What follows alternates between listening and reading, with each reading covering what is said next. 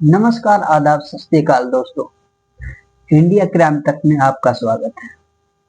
तो शुरू करते हैं आज की कहानी मेरे बेंगलुरु की। बेंगलुरु सॉफ्टवेयर इंजीनियर की हत्या। फिलहाल में भारत के जिस शहर को सिलिकॉन वैली कहा जाता है वह शहर है बेंगलुरु। इस बेंगलुरु शहर से एक ऐसी सनसनीखेज वारदात सामने आई है जिस पर सुरक्षा और पड़ोसियों को लेकर ऐसे सवाल खड़े करती है कि कुछ कहा नहीं जा सकता।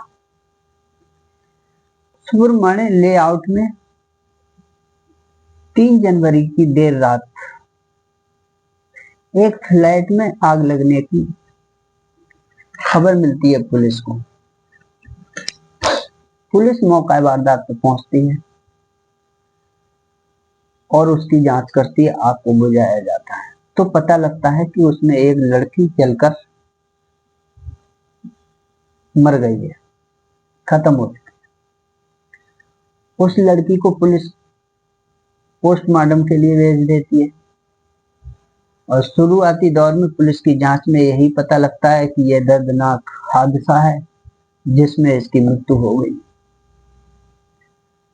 फिलहाल में पुलिस इसे हादसा मानकर इस पर कोई एक्शन नहीं लेती है। 7 से 8 दिन गुजर जाते हैं।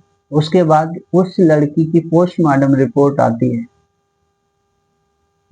तब ऐसा सुराग पुलिस को मिलता है जिसमें पता चलता है कि ये इस घटना को हादसा बनाने की कोशिश की गई है।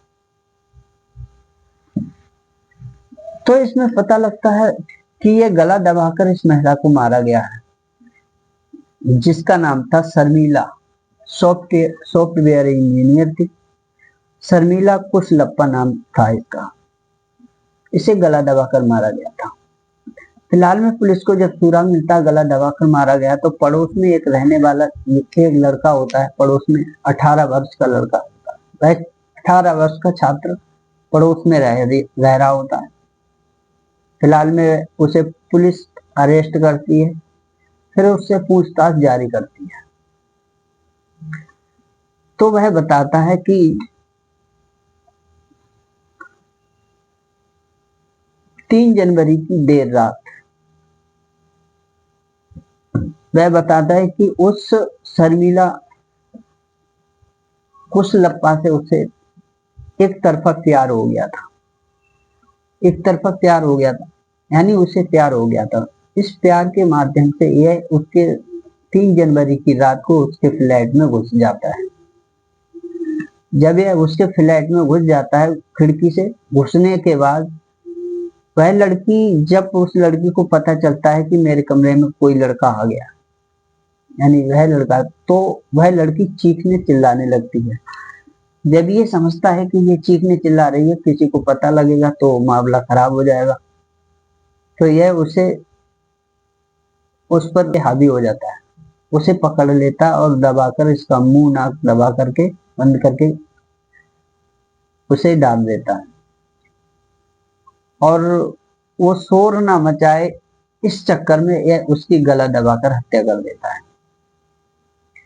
अब जब वह मर जाती है तो इसके बाद ये सोचता है अब क्या करें, बहुत ज्यादा डर जाता है।